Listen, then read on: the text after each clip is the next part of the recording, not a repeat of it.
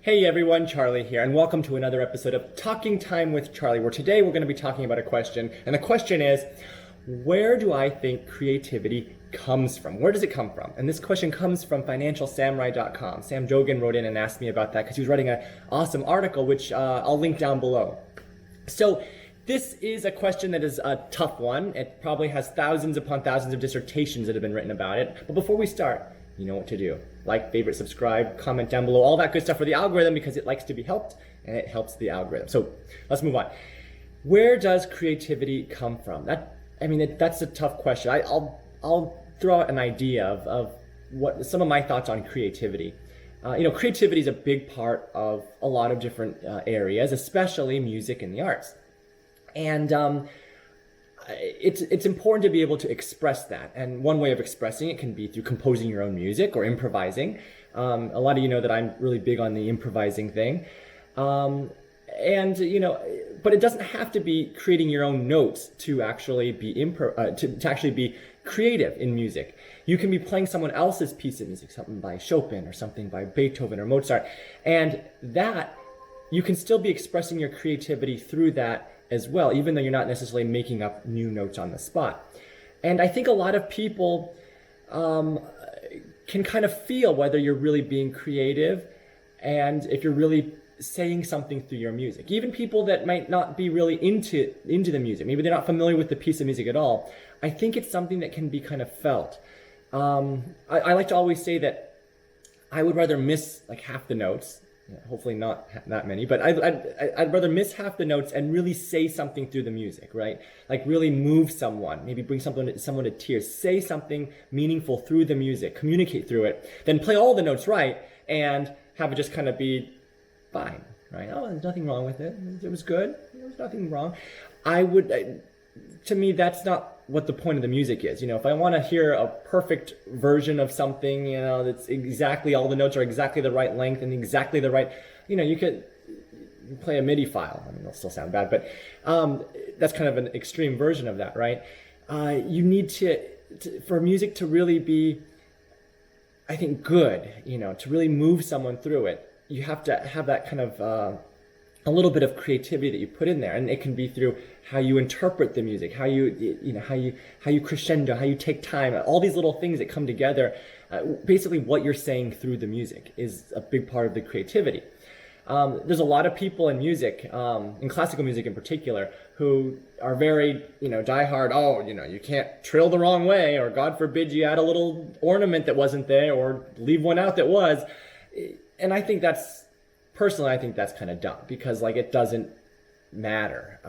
That kind of stuff isn't as important, I think, as speaking through the music. And please understand that a lot of this, I'm sure, sounds very kind of wishy-washy. Oh, speaking through the music, feeling, moving, but it's a very important part of playing music. And people who aren't even very familiar with what you're playing. You could be the first time someone's hearing you perform or hearing this piece of music. Most people can tell inherently. People are able to tell whether something is moving or if something is just technically there. Now, another part of this question is, well, where does it come from, right? That's kind of going back to the main question. Where does it come from? That's a tough one. Music is kind of a balance between following what's written and taking liberties, right? And so if you're too rigid in how you're approaching the music, you can kind of lose that creativity. You can lose that sense of feeling of spontaneity, right? That sense of improvisation right on the spot. And it's great when a piece of music can feel like an amazing improvisation. It feels fresh and alive. So being too rigid can kind of maybe hamper creativity. But at the same time, you don't want to be so loosey-goosey that, the whole piece just falls apart. There's a balance there. One thing that I love to do is improvise. And a lot of times people ask me, well, how do you improvise? And I oftentimes will have a framework. And the framework is oftentimes, and by framework I oftentimes mean like a time. So if I'm going to be playing a piece that's an improvised piece and I have 10 minutes, that's kind of a framework for me. Okay, I have 10 minutes. In 10 minutes from this timeline, what do I want to have accomplish. I want to have a beginning and a middle and an end. I want to have it sound like a real piece of music. I want to have a direction and a climax and maybe a resolution, something like that. I have like a general 10-minute, okay, I have to do this all in 10 minutes. I don't have 30, I don't have 20, I have 10. Okay.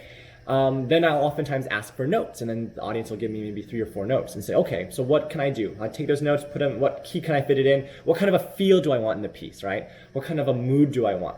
And then I go from there. And so as I'm playing it, it's like playing with Legos. I have a big box of Legos, and each Lego is a different color and shape. And they're kind of like musical ideas, maybe a chord progression, maybe a motif, whatever.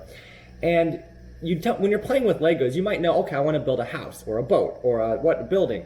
You don't sit there repainting your Legos and cutting them or sawing them off with a saw or anything. No, you take what you have and then you use those things to build your house or your building or whatever.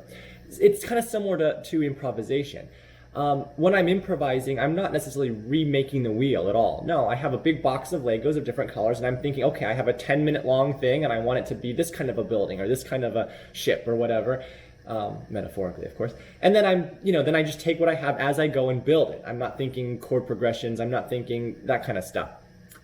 And in order to, and another question might be, how do you develop creativity? How do you kind of capitalize on that and improve? And there's probably a lot of ways. Playing along with other music can help. It can be pop music, playing covers, playing along with your favorite, BTS song or whatever. That can help.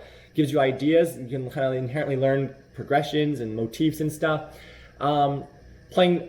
Playing other music that you are playing by yourself with, like your own covers of other songs, right? Whether it's the Beatles or whatever, you could do any of that.